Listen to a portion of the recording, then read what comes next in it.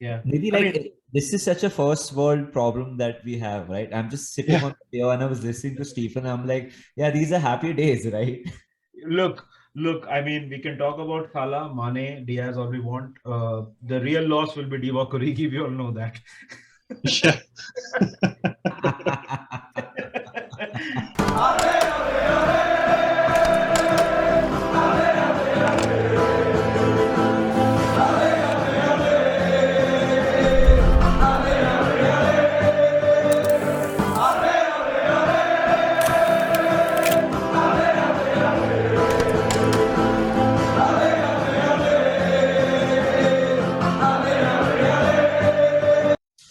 I think it's safe to say that he is one of our own now, making his third appearance on Menace and the Monk. Stephen Drennan joins us. Stephen, thank you so much. How are you doing?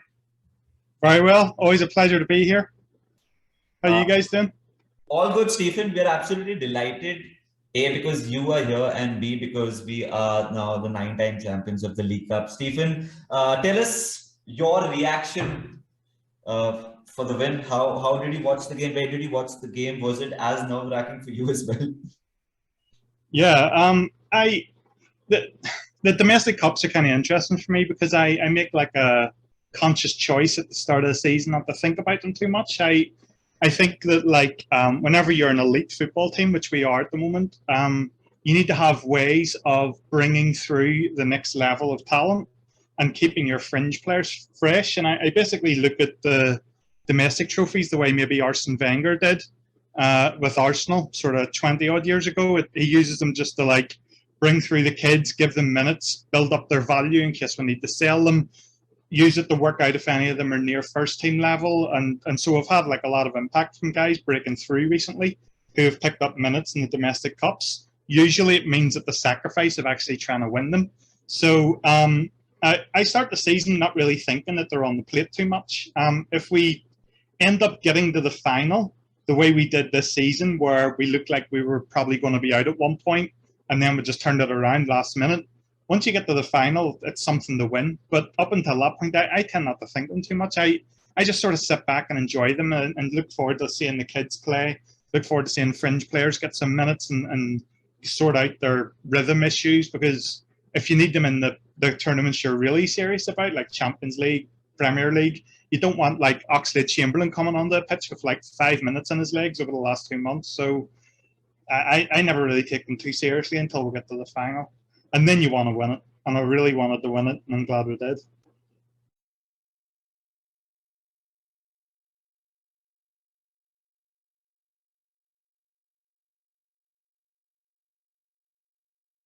right. Well, first of all, Stephen, thank you for sharing your thoughts and welcome to Menace and the Monk. Again, I wanted to welcome you personally.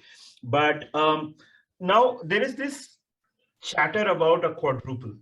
And it of course is started off as a joke, but obviously we've ticked one box. We won the first domestic cup under Jurgen Klopp. Given our squad, given how we are playing, do you think we can actually go and compete on three fronts now? Yeah, I mean, when you're in the competitions and you sort of get to this point in the season, there's only a couple of months left. The thing I would say is like expecting a team. We're essentially need to win every single game now until the end of the season. And like you look at history for pretty much all of the greatest ever sports teams, winning every single game isn't really a feasible option. Like if you look at any individual game, you're like, yeah, we can beat them. But winning like 20, 30 games in a row, that's ridiculous. Teams don't do that. So it's the unrealistic expectation of it that sort of I would sort of tell people to calm down a little because it's not really on the cards. Yeah. But all you can do is just take each game at a time. I would say that it's the same thing I was saying about the League Cup, the FA Cup on Wednesday. We're probably going to see a fringe team playing. We're probably going to see guys like, hopefully see guys like Cade Gordon play, Taki Minamino, maybe Tyler Morton. We're going to see a fringe team play, and we might lose, and it doesn't really matter too much in the big scheme of things. But obviously it would suck just to lose any game and be out of any competition. But I think it's like you can't throw all your weight into every single game. You need to find ways to sort of manage the minutes of your key players, and you need to find ways to just keep the fringe players involved and keep them with rhythm, and because you're going to need everyone for like the running. So we're something will have to slip up at some point somewhere probably, and I just hope there isn't this really crazy overreaction that we always get from people on Twitter. Why I expect that, I don't know. I know there will be, but there you go. Yeah, that's fair. But Stephen, are you a little surprised how well we are doing without probably the influence of Bobby Firmino and Thiago this season? I think we've had this chat a few times before about how important they are for us and for our system. But considering the success that we've had so far, we probably haven't seen the best of them this season. Does that surprise you? The team is excelling so well without key contributions per se from them consistently. I think it's probably just that thing of that's the level we're at now. Like, I remember I used to watch Manchester United when I was growing up, and they would have a season where, say, for example, Rio Ferdinand was pretty much injured the whole season. And you just thought, oh, maybe this is the season they don't win something. But they still would, because they just, that's the level they were at. They were just at like a higher level than everyone else. And I think that's where we're at now. It's pretty much us and Manchester City, and everyone's just like quite a bit below that. And so us losing one guy isn't a big deal, like Thiago or Firmino being out for a game isn't a big deal. It's whenever you lose like all of your defenders at once, then you've got a real problem to solve, because you're not really ever built for that. Nobody can be. So I'm not that surprised. I kind of expected us to do well at the start of the season, because we had the fans back in the stadium, which I think is very crucial to everything we do, is having that link between the fans and the players. It's like a feedback loop that just works for us. And I just felt it was like the right season to get everything back on track. My biggest surprise maybe is how much Virgil van Dijk's played, because I thought he's obviously a key player, and I thought we'd have like a season of easing him back in maybe. And he's pretty much played every minute almost, and that's probably been my biggest surprise. But Firmino missing is like, I don't know, things are evolving, and trying to minimize his need going forward is important, because everyone gets old and everyone needs to be replaced. And it looks like we've done that in terms of like other players needing to drop into midfield more. I think you saw that with Sadio Mane and Luis Diaz recently. They were like dropping right the way back, like number sixes almost in the build-up at times. And Luis Diaz is carrying the ball pretty much the length of the pitch from there. Sadio Mane was trying to be the guy that spins and gets us turning in their midfield and behind their midfield. And so we're looking at solutions for that. And we have really, really talented players who just haven't done that before. But they're clever guys and know how to adapt tactically and do different things. So it's worked out well for us. Yeah, and one question I wanted to ask you, Stephen, and about Harvey Elliot. Now, Harvey Elliot was initially supposed to, or at least we thought he was supposed to be a part of the front three. Many thought he might even be the successor of Mohamed Salah. But his performances this season have been in the midfield. Do you see him there for the foreseeable future, or do you think he, gradually moves in the attack? It's that thing I would say about how it's sort of roles rather than positions, I guess. But if you look at, for example, a team in the Championship like Fulham or Blackburn, your midfield in those teams tends to be a lot more functional, and your penetration tends to come from like wingers, and then you have like a striker that's the goal scorers. But we're not set up like that at all. Our front three are all output players, and Harvey Elliot isn't really an output player. He's not someone that's going to run in behind, get 1v1s and things like that. And that's what our forwards are there for. The one in the forward line he's probably most similar to would be Firmino, in terms of he comes towards the ball a lot, would look to try and spin and get him behind. He would offer some penetration. That's probably the most similar, but it isn't really the way you would probably want to evolve him. I made the comparison recently that the midfielder he's probably most like in Jurgen Klopp's time here would be Adam Lallana, which is a comparison people won't like, but it's not in terms of like ability, just in terms of he's someone that doesn't have that elite pace that we probably want from a forward. He doesn't have that movement in behind. Adam Lallana always came towards the ball anyway. He was someone that's better in terms of penetration, never had huge output, so he's very similar to Adam Lallana in a lot of ways, and so the way he would evolve into a midfielder was kind of something I expected. I remember myself and Sam Maguire talking about it a lot. I can't remember if it was on Twitter or by DM or on WhatsApp, but we talked about quite a lot about how we didn't see him evolving into someone that would place Mo Salah just because he's like left-footed and plays right forward for different teams. It doesn't mean he fits the mold of what we want from that position.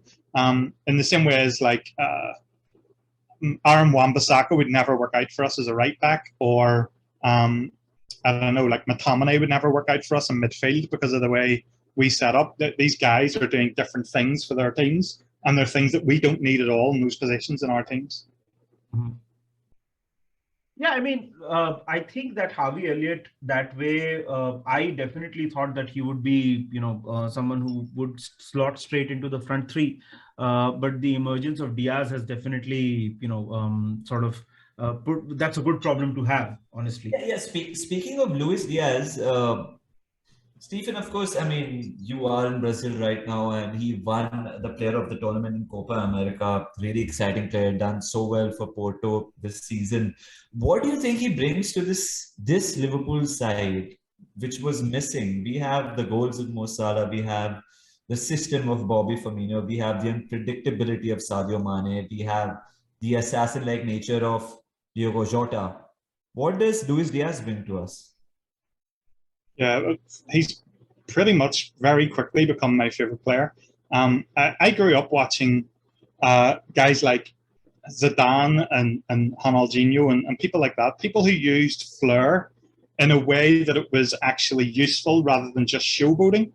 And he does that, and it's very... I guess the closest we had probably was when Luis Suarez was here. He would do similar things. He would just have these outrageous moments of just skill or technique that no one else in the team you'd think could probably pull off.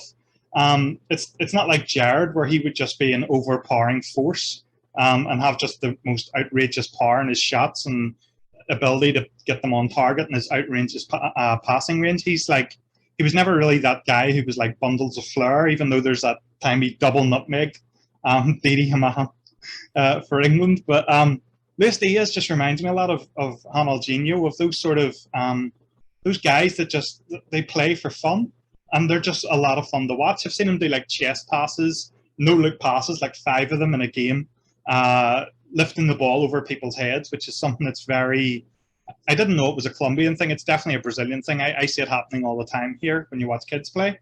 It's kind of like I call it the game within the game. You're not trying to score, you're trying to humiliate the guy defending you. And they just try to like lift it over each other's heads. Someone made the comparison to Maradona, where they said like Maradona didn't care too much about assists and goals. He just wanted to nutmeg people at first. And so like on his debut, he come on the pitch and was just trying to like nutmeg people. And so it's like a South American thing, I guess, that in Colombia they have that as well.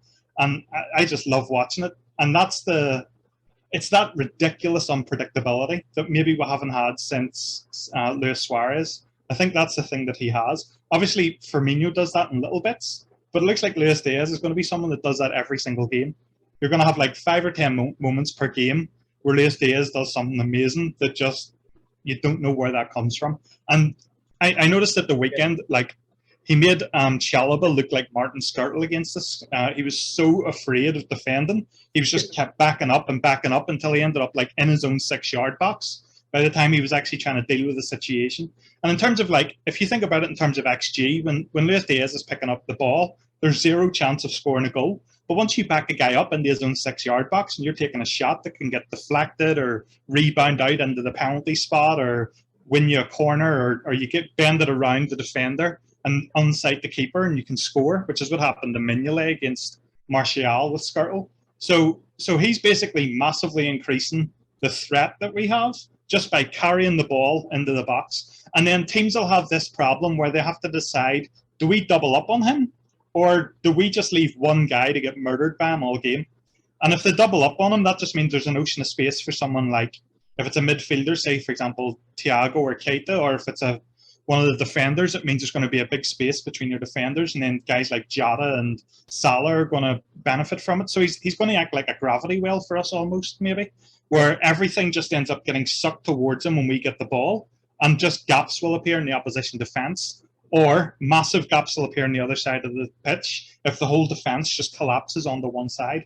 So he brings a lot of different threats that we kind of already have in little bits and pieces around different players, but he just brings it in a very focused way and in a very interesting and fun way to watch, I guess. And I think that's the thing I'm most looking forward to, just the fun of it all. Like, I remember that 2013-14 Suarez season.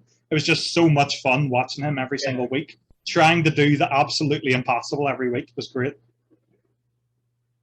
Right. And, one more player that we don't really talk about so much, or, we have not discussed him so much, is Ibrahimovic Konate. What have you made of his, him settling into the team, Stephen?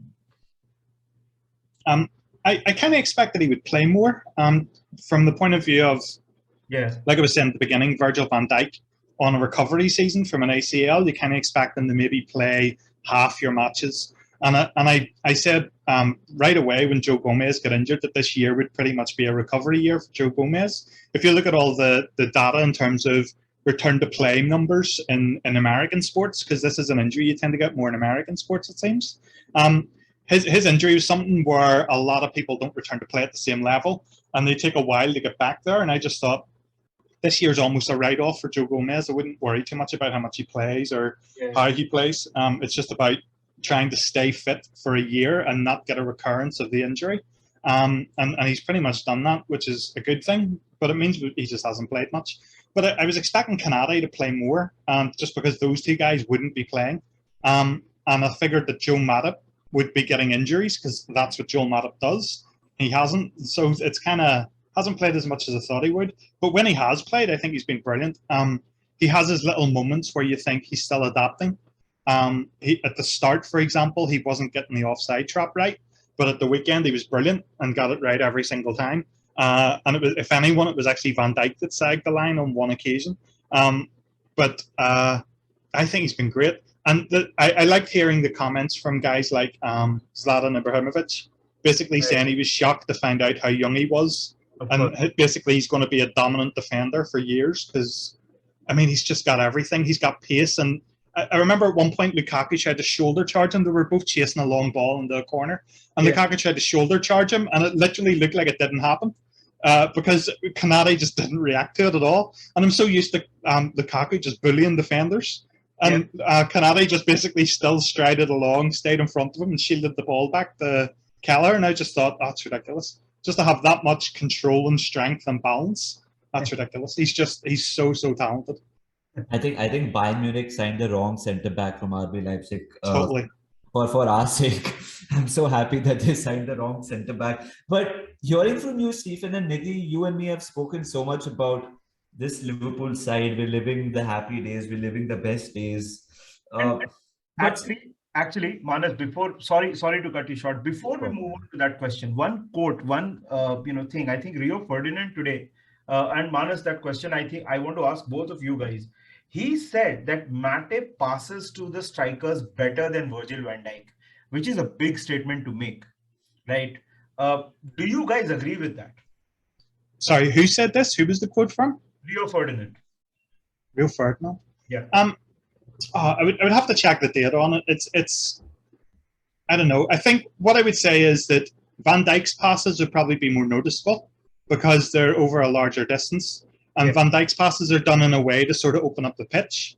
And so when he does it, it basically is done to relieve and pressure on the defence and just catch the opposition totally off guard. I remember Arteta at Arsenal mentioning this before we played them. He said that he's the most dangerous player to get the ball for us because you have to press him, but also he can just hit you in behind and then you're done. And you're sort of stuck between that. What do we do? You can't spread out over the whole pitch because then you just leave huge gaps everywhere and you get picked off. And you can't just push up on him because then he'll pick out Mo Salah or Sadio Mane or Luis Diaz running them behind. So no matter what you do, you have a problem. Joel Matip's a very different beast. He's our ball carrier and he's very good at just breaking through the lines with the ball. He's probably passing the ball to the forwards more, but it's more like 5 or 10 yard passes. Like the one he scored from against Leeds, the little 1-2. So it's like that's obviously a pass to a forward, but you don't really remember the pass because it was him carrying the ball half the length of the pitch that sticks in your head because that's what he is. He's the guy who carries the ball out. Absolutely. And when Joel Matip carries the ball forward, from my observation, I just get the feeling that the opposition team does not know what to do. They are in two minds whether they want to press him, who is supposed to mark him, because as it is, the teams are sitting so deep. When Joel Matip advances, they are looking at each other. Okay, who's supposed to go on this guy? And it leaves a bit of space. And as Virgil van Dijk mentioned, that he's out on his little adventure, and long may that continue. Because whenever Joel Matip goes on an adventure, it opens up a lot of space. But Stephen, we are talking about Konate, we're talking about Joel Matip, Luis Diaz, Harvey Elliot. Someone like a Tsimikas is doing great as well this season. Do you think this is probably the best Liverpool squad team since a long, long time? I've started to support Liverpool since 2001 too. I've never seen a better team, a Liverpool team. What do you have to say about that? Do you think this is probably the most complete Liverpool team? Yeah, I mean, the easiest way for me to answer it is probably thinking about, say, for example, Rafa Benitez's Valencia or Jurgen Klopp's Dortmund. And so these guys are trying to make teams that are much greater than the sum of their parts. And one of the interesting things that always happened with all of those players that those guys had is whenever they left, almost none of them went on to be the same player anywhere else. Like, nobody signed Nuri Sahin and got Jurgen Klopp's Nuri Sahin. Nobody signed Kagawa and got Jurgen Klopp's Kagawa. The only guy would be Lewandowski. And that's because, like, just putting the ball in the net was a constant. Once he learned that skill set at Dortmund, and he just could be a ruthless finisher wherever he went. But pretty much everyone else that moves to another club, the level never just stays the same.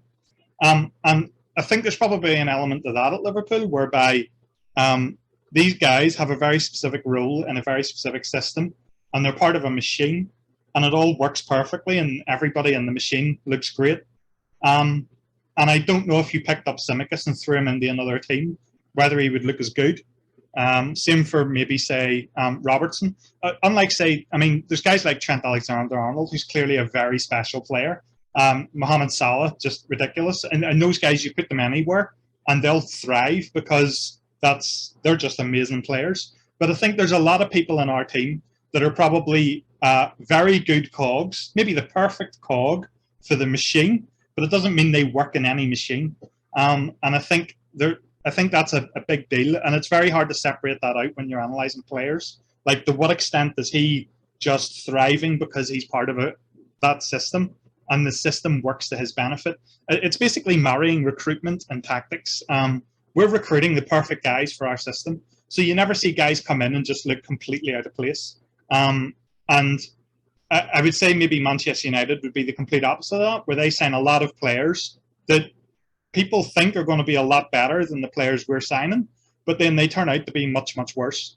And it's because they're just not the right players that they need, or they're not fitting into a system that's capable of working for them. Maybe Lukaku is a good example of Chelsea. Is he a bad player now? He wasn't last year. And whereas we signed Luis Diaz, Luis Diaz looks like he was created in a laboratory to play for us. It's ridiculous how much he fitted immediately. And that's just phenomenal recruitment. And again, if we picked up Jadon Sancho, I don't think he would be anywhere near as bad or take long to fit as he has at United.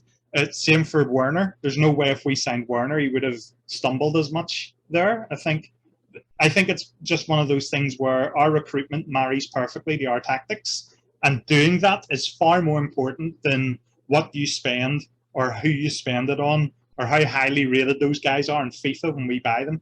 It doesn't matter. It's a case of just believing in the people who are literally the best in the world at doing this job and trusting that they have a good idea what they're doing, I guess. Are you slightly nervous about the recruitment now that Michael Edwards probably is moving on? Not really. I think I mentioned this once in the past, but basically, if everything, it's that same thing about having a well-oiled machine. So Michael Edwards was the perfect guy for Liverpool because he had the system that we wanted to set up. and he had a manager that was willing to buy into it, and he had owners that were willing to buy into it, and he hadn't had that before. He didn't have people that believed in him before.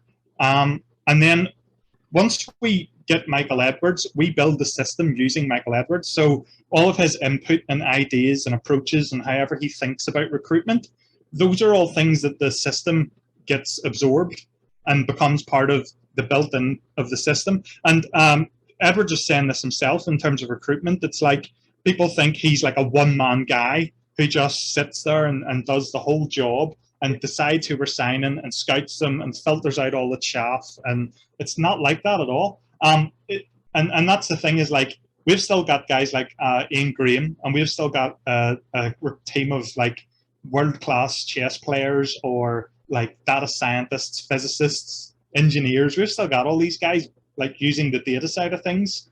And then we've also got the scouting team, which I think very much gets undervalued, but it's got guys like Hunter there, who's a phenomenal scout. And so you need both of those things. And then it's basically just coming down to how much input does Edwards have in the process? How important is he to the process once you actually set it up? And is he like a decision maker? Is he someone that's very good at making high-level decisions very accurately? Is that guy Jurgen Klopp? That would be my bigger worry, was that Jurgen Klopp would be that decision maker guy, and he would be probably the bigger loss out of the two. I think we'll be totally fine without Edwards. It'll be different. I think Ward has his own ideas. I think he likes different markets to Edwards. We'll probably end up looking more at the Portuguese league, where obviously Ward spent a lot of time. That's probably where Luis Diaz comes from. We might end up signing other players from there. I believe he also likes the African market for players as well. So maybe we end up looking at some link up with a Belgian club or a Portuguese club where we can sign guys from Africa earlier and loan them to a club to be able to get their European work permit to play here. It hasn't really worked out for us yet. Guys like Taiwo, what's his name? Taiwo Anoye? Yeah. So, I mean, we done something like that with him, and it didn't work out. We still made a huge profit. I think if he gets sold by them, we'll make an even bigger profit. But he's clearly a talented player. And so I think if we can pick up more guys like that and find a way to get them into our system earlier, I think that's something Ward is trying to work on, because until now all the guys that we've signed from Africa have had to come through the long process of going to a small European team, and then the next level up at, say, Salzburg, the next level up at, say, Leipzig or Southampton, and then we get them when they're pretty much finished product, but we're playing the premium. And I think maybe we want to get involved in that process a little earlier, and maybe that's something we see with Julian Ward. Definitely. And talking about the team, Stephen, I mean, we spoke about the team and what we are trying to do. Do you think that the squad that we have right now is better than the title-winning squad? Because, that there were shouts about that being the best Premier League team ever. Do you think we are better than that? It's a really tough question, because it's better is kind of binary. And what I would say is that we are very different. I think we're a lot more aggressive. I don't mean that in like the sort of Burnley sort of thuggish way of being aggressive. I mean in terms of like we commit a lot more players to the attack and a lot earlier. And we probably give teams a bit more space as a result. I don't know if that's by design or whether that's a case of players who were part of that team then no longer have the same energy and legs as they do now. Maybe they're just not able to fill those spaces as well. I think Gini Wijnaldum is a very crucial part of that. Gini Wijnaldum is our guy in midfield. He was our water carrier. His sole function in the team was making sure that the system is functional and giving us a lot of stability. You would notice when we lose the ball, he would be the guy that's like trying to slow down the counter-attack, trying to fill in the spaces, making sure the ball can't move forward, trying to get the attack turned back around so it has to go back towards its own goal. I mean, that's that guy. He's not statistically, he doesn't stand out. He's never going to come up as a special sort of player, but it's important that it gave us a lot of stability, and I think we don't have that stability now as much. I think we're probably, how do I say this? I think we're probably more at risk of conceding now than we were back then. And it's not to do with personnel, it's to do with the way our midfield works now. And I don't know if that's a large part down to Thiago being a key player that isn't in there. He's obviously our controller, and rather than having a Genie Wijnaldum, the idea is just to have the ball a lot more, dominate the ball more. That gives the opposition fewer attacks. We're going to play a lot more narrow and compact. That means whenever the opposition wins the ball back, they can't really play through us, and they have to just hope for long balls, and that means we win it back easier. With a high line, we kill attacks easier, and it just means that teams have fewer attacks rather than us trying to slow down an attack and weather it easier. So I guess that's probably the big difference. I wouldn't say we're better. I'd say we have a much better squad now. We're a lot more dangerous now. We'll score a lot more goals now. But in terms of being a better team, I think teams have more of a chance against us now, I guess. And one question I wanted to ask you, Stephen, and Manas, you as well. And it's, the question, I know there is no straightforward answer to this, but just to play the devil's advocate here, the signing of Thiago Alcantara, do you guys think that's a successful signing? Yeah, it's also a hard question. Purely in terms of how much he's played versus how much we'd want him to play, I guess that's a no. But there are a lot of extenuating circumstances like that. The whole COVID thing, he's had COVID twice, I think, and that accounts for a period he's been out. But also that Richarlison tackle's just like a freak, savage tackle that lays out anybody, I guess, for a period of time. Correct. So I guess he's just been really unlucky. And it's a bit like Kate. I never write players off with injuries. If the coaching staff still believe in them, and clearly they do, then I have to, because they just know better than me. They see them every day. And I really want Thiago to sort of stay fit. He was kind of fit in the running last year, and I pretty much put down our finishing in the Champions League places down to Thiago being fit. And I think that's how important he is to us. I think we just look like a different team when he's fit. And like I said, I think he gives us that control in midfield that we need and lack sometimes when he's not there. I think we saw that in the final. I'm pretty sure the final would have played out differently if Thiago was playing. But I think Chelsea just had far too much space in and behind our midfield. And they had a lot more of the ball than we probably would have wanted as well at times. And I think that probably doesn't happen if Thiago plays. It's kind of hard. I think it's a thing of just players not playing as much as you want them to. He's clearly a key player for us, and your key players need to be fit, and he hasn't been all the time, and it's kind of frustrating, I guess. Imagine more for him than us. Yeah, Nidhi, to answer that, it's pretty straightforward. Like Stephen just mentioned, if whenever Thiago is available, you could just see how different the team is, how much control we have of the game, and unfortunately, it just hasn't been fit far too often for us. But there's something which I want to ask both of y'all, starting with you, Nidhi, and then Stephen. We'll give Stephen's throat a bit of rest for a minute or two. Nidhi, Stephen, I don't like to think about life post 2024 at all. At all. I don't like when people ask questions about who's going to be the future manager, blah, blah, blah. Let's hope long may this continue. But over the last year or two, I have really loved listening and seeing Pep Linders. Yeah. His influence is growing, not only because he played Freed from Desire when we won at Wembley. I love that song. But in general, the way he talks, he just, we talk about system, recruitment, players coming in. Pep Linders just seems like a match as well, right, Nidhi? Yeah. I mean, look, listening to Pep Linders, obviously, it just feels like he's Jurgen Klopp's natural successor. Because, he kind of, in certain ways, he reminds us of Jurgen Klopp. And definitely he gets what Liverpool is all about. Even, outside of football, he just gets Liverpool Football Club. The fans love him, and those things are there. Whether he would be a good choice to take over from Klopp, I personally think there is a fair bit of romanticism involved in it, and that may not be a bad thing all the time. But I do have my doubts about it because, he's never been proven. Look, we got Jurgen Klopp not because he hugs the players and he fist pumps the fans. It was because he won the Bundesliga in a league where winning the Bundesliga, if you're not Bayern Munich, is very, very difficult. He got Dortmund to the Champions League finals. So those were the reasons, according to me, why we got Jurgen Klopp. And these are just the results that we're talking about. Pep Linders, for me, I don't think he's proven yet, because when Jurgen Klopp eventually leaves, we are still going to be one of the best football clubs in the world. Nidhi, it's not, the question is not more like whether he's the successor. Yeah. It's probably not even a question. It's just a feeling that I'm sharing, that I'm loving Pep Linders right now as well.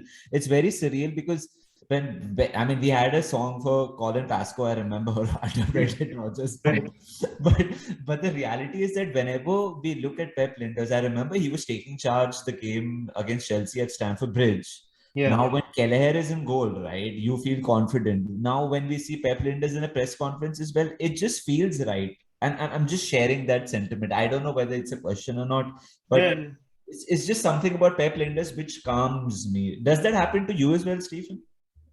Yeah, that thing I was saying earlier about a well-oiled machine, I guess we need that off the pitch as well as on it. And the reason is that if you don't have that, then replacing key personnel becomes an absolute nightmare.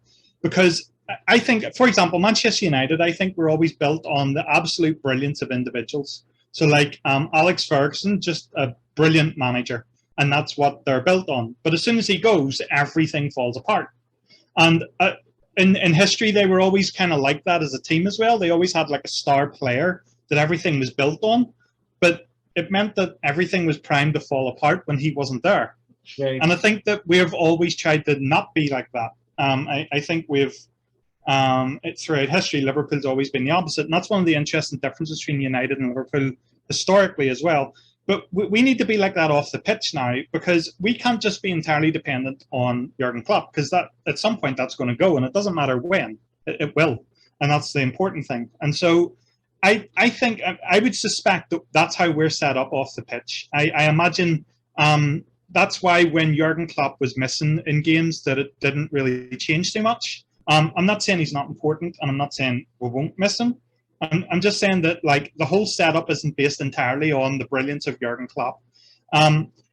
For example, when Buvac left, and everyone thought that Buvac was the brains behind everything, and everything would die without him, because that's basically all of the tactical system that we had is based on Buvac, and it actually improved because Buvac's just a part that's feeding into the system. And if you look at Buvac's record before he worked with Jurgen Klopp, I think he was managing some like lower league German side. He wasn't like an Alex Ferguson of Germany or anything like that. He was a nobody. He was just managing some lower league German side, and then because of his history with Klopp obviously knew he was a good coach. That doesn't make you a good manager. And so that's where I'm at with Linders. Is I don't know if he's a great coach or a great manager. I think the two most important things that Jurgen Klopp give us is that I think he's like Alex Ferguson in that he's an elite decision maker. He's very, very good at making good decisions a lot of the time with high accuracy. And that's really important. And I think he's also a motivational figure. And I think those are the two things we lose whenever Jurgen Klopp leaves. And those are the two things we need to replace. I don't think we lose anything tactically so much. I think you can easily fill in those gaps. Like Pep Linders is a phenomenal coach. He's the one that actually coaches the team. So I don't think you lose anything there. It's that thing Klopp's done where basically he's connected again the fans, the players, and the owners, and so that everyone's on the same page. I think that's key to what we are. And I think whenever one part of that was missing last season, the fans, we kind of looked a little lost a lot of the time. And I think whoever comes in and replaces them needs to be the same. They need to be someone that connects those things together. And I think Pep Linders would do that. Whereas if you look at someone, say, Rodgers, I think the fan base were always a bit lukewarm with Rodgers. Yeah. Roy Hodgson, they never bought into him at all because he would just gaslight them into believing that being crap was a realistic thing for Liverpool. So it's a case of whoever we get to replace Klopp needs to have that connection, that ability to make the fans buy into everything, and also not to have an ongoing battle with the owners. That it has to all work in unison or it won't work at all. And And I think Linders gives us that. And then the other thing would be decision making. I have no idea how to judge that with Pep Linders. And again, you could maybe even take that off his hands. You just put people around him who'll be able to like help him with, feed him with information, and he makes better decisions. Being an like for Julian Ward, being an understudy for Edwards for so long means he learns a lot of how to work like Edwards. Maybe the same thing happens with Linders, where he learns how to work in the process the same way as Klopp does. And we just try to find ways to minimise the impact of people leaving. And we kind of need to do that on and off the pitch. It's the same with like minimise the impact of Virgil van Dijk leaving, Alisson leaving, Salah leaving. They'll all leave at some point. It's inevitable. It's just a case of when. And you just need to have contingencies in a way to like succession planning for them, I guess. Right. And that's actually... Sorry, Nidhi, before you get to that, Stephen mentioned that Sir Alex Ferguson took some big calls, just like Jurgen Klopp. He got them right. I think the biggest call Sir Alex Ferguson took for us was to have dinner with David Moyes. Yes, sorry, Nidhi, please go ahead. No, I mean, David Moyes is certainly, I think that United would be looking at him with a little bit of a longing in their eyes. But coming back to Liverpool, and Stephen, our last conversation was a brilliant segue into the next thing I wanted to speak about and talk to you both about. Now, our front three, all three of them are going to be, out of contract next year, by the end of next season. Sorry, not next year. Do you think that all three of them do get a contract, or is the Luis Diaz signing, it's sort of a signal that maybe Mane or Salah are on their way? From the last time, do you think there is more concrete belief that either they'll stay or they'll move on? Yeah, I would say signing Mohamed Salah to a long-term contract is the hard decision to make at the moment, because I think fans look at contracts as a reward for what a player's done, but owners can't look at it like that. They have to look at it as what are we buying for in the future? What does 4 more years of Mohamed Salah look like? What does Mohamed Salah look like in 2 years? And that's kind of like a really hard thing to predict. And there'll be people at the club whose task it is to obviously do that, to work out like how fit is he, how much longer do we think he can go for at elite level? Is he going to be one of those guys like Aubameyang that sort of once he gets to 30 he'll start to decline quite rapidly? Is he someone that's just like Cristiano Ronaldo that probably has like 3 or 4 more years at the elite level? You can maybe get him until 33 playing at like absolute elite level. It's hard to predict. And I don't think it's right for me to just like throw out my opinion, because it doesn't matter. It's not my opinion that matters on this. It's the club's. And it might be that it's in terms of like risk versus reward. It might be a higher risk to give him a contract than it would to just try to replace him. And I wouldn't have said that so much when Luis Diaz wasn't here, but now it's sort of definitely the case. I think we've seen that like in terms of say Jota can have that really high output forward that we need. And him and Salah together is great, but you need one guy who's like capable of putting up high numbers every season. And that's always been Salah for us. He's always been the guy that we know that's just going to hit 20 a season. And Jota's going to be that guy going forward. And it would be great if Salah's here doing it as well. But if it isn't, it's no longer like a huge dilemma. And with Luis Diaz here as well, he makes a lot of the same runs that Salah makes, but just on the opposite side of the pitch.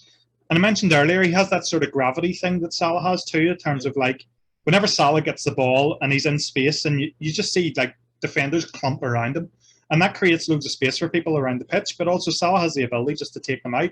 He can just beat them. And Diaz has that as well. And so I'm no longer concerned about what we do. I can go either way on it. I'm very happy for Salah to stay. I'd love to see 4 more years of Salah. It would be great. If he doesn't stay, I look at our recruitment. I'm not worried at all about how we replace Salah. It's like the way we sign players is ridiculous, and nobody's looking at Luis Diaz and thinking, "Yep, he could be another Salah," but that's probably what he'll end up becoming. And no one's looking at Diogo Jota and thinking, "Yep, that's the guy that's going to score goals like Aguero," but yet that's what he's becoming. And so I just entrust implicitly the people who built the squad on a budget that's world class. Know how to build a squad on a budget that's world class. I don't. I'm not that guy, but they clearly are. Yeah. Manas, what do you think? Uh, I totally relate to what Stephen is saying. That I mean, if looking at how we've recruited and who we have recruited in the past, there's no reason to worry. But here's the situation now, guys, that we find ourselves in, that probably, if not the best player in the world, is dying to stay with us. He wants to stay with us. He wants to play with us. He's saying that I will be really disappointed if I'm up against Liverpool in the near future. Of course, and let's be honest, because he is fighting for his last big contract as well. And that exists, but the fact that he is producing those numbers day in, day out for club and country, I just get the feeling if we have to give a contract to one of the three or two of the three, Mo Salah has to be one of them. If I am Sadio Mane, I will be looking over my shoulder because Luis Diaz plays in that position where Sadio Mane does play. I just get the feeling that we would probably end up giving contracts to someone like Salah and Firmino, and probably if someone has to move on, as much as it would hurt me because I'm a huge fan of Sadio Mane because he provides that level of unpredictability, which I think is so crucial. I get the feeling one of the three will leave because I don't see us having five attackers plus Minamino, in that situation. This is just what I feel, Nidhi. I just feel he will leave. Unfortunately, I get the feeling it could be Sadio Mane because, and Nidhi, you and me have discussed this so much that Mo Salah has become more than just a footballer. The market that he opens up for us, FSG are not stupid. They know what Mo Salah is now.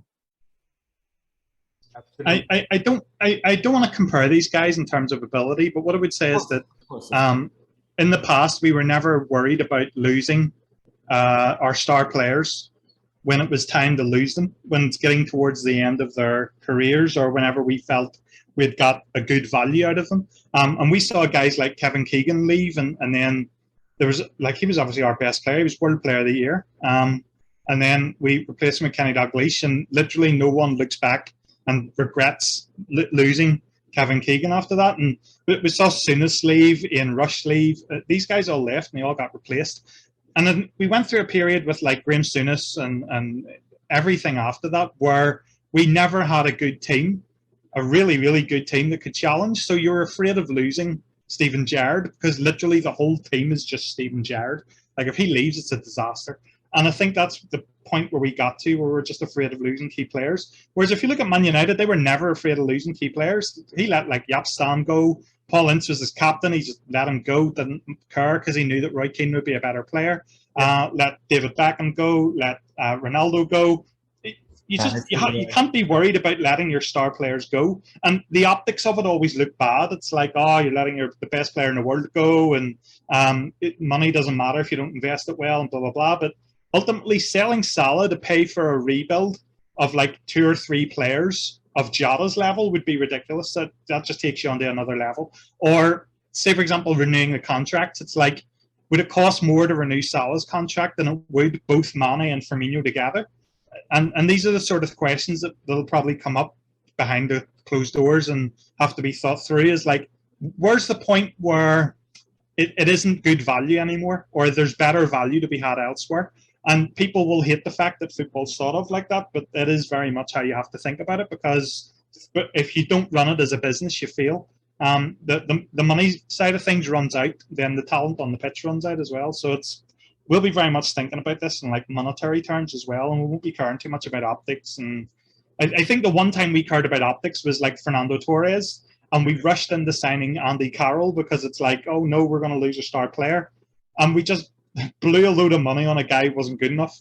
And I'm happy we're far away from that now, and we probably don't care about optics anymore. Like we don't get pushed into decisions in the transfer market just because the fans are crying about it. That's a really good thing. We make really good decisions that are like long-term decisions, and it always benefits us from doing it.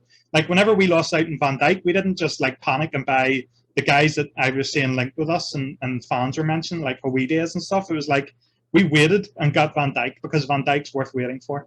And that's why I'm not too worried about who we lose, because I don't think it matters. In a really weird way, I just don't think it matters anymore. If we lose Salah and reinvest his money into new players, there'll be players capable of taking us up onto a better level. And if we keep Salah, it means we've got the best player in the world for another few years. It's like win-win. I'm not seeing the downside. Yeah. Maybe like this is such a first world problem that we have, right? I'm just sipping on the beer and I was listening to Stephen. I'm like, yeah, these are happy days, right? Look, I mean, we can talk about Salah, Mane, Diaz all we want. The real loss will be Divock Origi. We all know that. Yeah. What are we going to do on Saturday nights, right? Maybe. I mean, who's going to come off the bench and score Champions League winners? I mean, if we don't have Divock Origi. But yeah, just to wrap things up, Stephen, one last question I wanted to ask you. And this is again a tough question, but I love you. I love you to hear you talk on these things. Do you think the title race is now a real possibility? Do you see any chinks in Man City's armor? Do you think we catch them now? Yeah, if clear handballs are not given, so sorry. Yeah, it's always going to be hard. What I would say is that I think we've played like 2 or 3 games more against the bottom 10. And so Manchester City have a lot of games coming up against the teams in the bottom 10, which are games that you pretty much like pick up 2.7 points per game every season. So it's going to be hard because I think we've got harder fixtures. We also have to beat them, and we also have to be pretty much perfect in all our games. And we can do that. I mean, I've seen us win 18 games in a row before, and we could definitely do that again. It's just that thing I said earlier of like looking at any individual game, you think, yeah, we can win that. But it's like, could we win 20 games in a row? Can you win 30 games in a row to be involved in all 3 remaining competitions? And that's where it gets hard. It's like teams don't do that. There's always bad games. It happens to every team. The Chicago Bulls, Wayne Gretzky when he was with the Rangers, and it's like all of these legendary teams stacked with talent, they all lost games. It happens. And it'll happen to us at some point, and the overreaction will be ridiculous, but that's what it is. And in terms of the title race, it's that thing about the referee thing really bothers me at the moment, just because it's such... it's like having referees from local areas refereeing teams from their local areas is just such a clear conflict that you can easily avoid. And it doesn't matter if like the referee's a season ticket holder at Man City or Man United. It's a fact that like I grew up my whole life surrounded by Man United fans, and so I have an opinion on Manchester United just from them. And my family support Manchester United or Manchester City, so I'll have an opinion from them. And I'll go to my local pub and it'll be full of fans of Manchester teams, and they'll say shit to me if I give a decision against them, and it all feeds into it. Like, you're married to someone who supports one of those teams, and then you give it a bad decision against them, and then like even if it's just banter, but it all feeds into it. And this is how like subconscious bias works, is that in those moments it gets into your mind in a split second, and you make a decision without realizing it that goes in favor of your bias. And it's just so easy to avoid, and it's avoided in so many sports. And it used to be avoided in the Premier League. Like in Hackett's era, like Mike Dean would never be near a Liverpool or an Everton match. And then under Riley, he changed that for no apparent reason. The PGML still send out a questionnaire asking where you're from and where you live now, but it doesn't seem to matter in terms of the output. So why ask it if you just don't care? And there's also a lot of referees in the Premier League who love football but never liked the Premier League team, and I just find that hard to believe. I think that's just people saying that for the sake of wanting to be involved in the big matches. So if I'm from Manchester and I'm a referee and I get asked who I support, and I think, well, Manchester City are pretty much going to be in every domestic cup final and all the big games in the Premier League at the moment. That's what I would think. And in the 2000s, I would think the same of United. So I'm not going to say I'm a United fan, because I want to referee those big games. That's the like pinnacle of being a referee, is refereeing the final. So why talk yourself out of it? And I think that's pretty much what's happening in the Premier League at the moment. Is there's lots of easily avoided conflicts of interest that just aren't paying attention to, or don't think seem to matter, or worse, they know it does matter and they just don't care. Yeah, the Reds don't have the money, but they could still win the league despite all of that. I just think we should wrap this up right now. The game on 10th April against Manchester City is going to be potentially the decider. And if we are in touching distance, man, oh man, what a game that would be. Stephen, it was a pleasure having you. It's just amazing having you. It's a pleasure just listening to you speak. Stephen, do you have a word? Thanks. Do you have like a parting message for all the Liverpool supporters right now? I remember the first time you featured on our channel, we had probably like 300 subscribers. Now we have around 1,300. So we are growing thanks to you and others who featured. Good work. Do you have a message? Thanks. Yeah, basically just I remember when Jurgen Klopp joined Liverpool, and the message he said is to go from doubters into believers. And a lot of people sort of repeat that line, but they don't live it. And so I see always constantly Liverpool Twitter full of doubt, and it never makes sense to me because, like, from what I've seen them do, this is the best that I've ever seen for my club. And I'm loving every minute of it. Like I mentioned even just the domestic cups. I don't know if we'll win them every season. I don't think that's the aim. I think it's to like bring through young players into being the stars of the future, and it works for us, and it'll be a benefit for us. And if we didn't do that, we'd probably struggle in terms of bringing them through because we'd never get to have a proper look at them. And so I think a lot of the criticism is just unwarranted. I think everyone involved at the club deserves a lot more respect than they get. And a lot of the doubt just I don't know where it comes from, and I hate to see people parroting what Jurgen Klopp says, but yet totally ignore the meaning of his messages. The whole thing about him believing in the owners and the process of everyone working together and how important that is, and yet everything's so divisive. You can't repeat Jurgen Klopp's words and not take them on board and live that. And the same thing with doubter to believer. It's like everyone's so full of doubt. Like if we don't sign like the 4 players that people want every summer, then the season's a write-off already.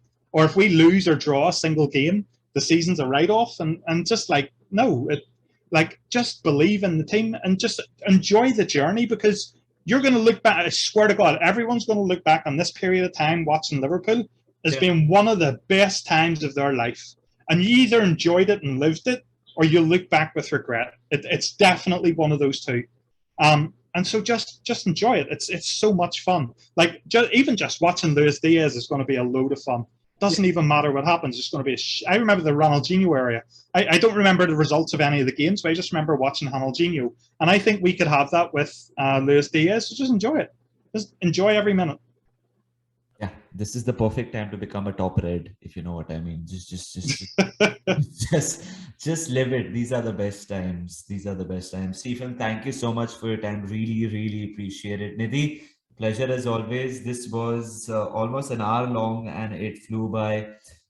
If you don't follow Stephen Drennan, aka Babuyagu on Twitter, please do.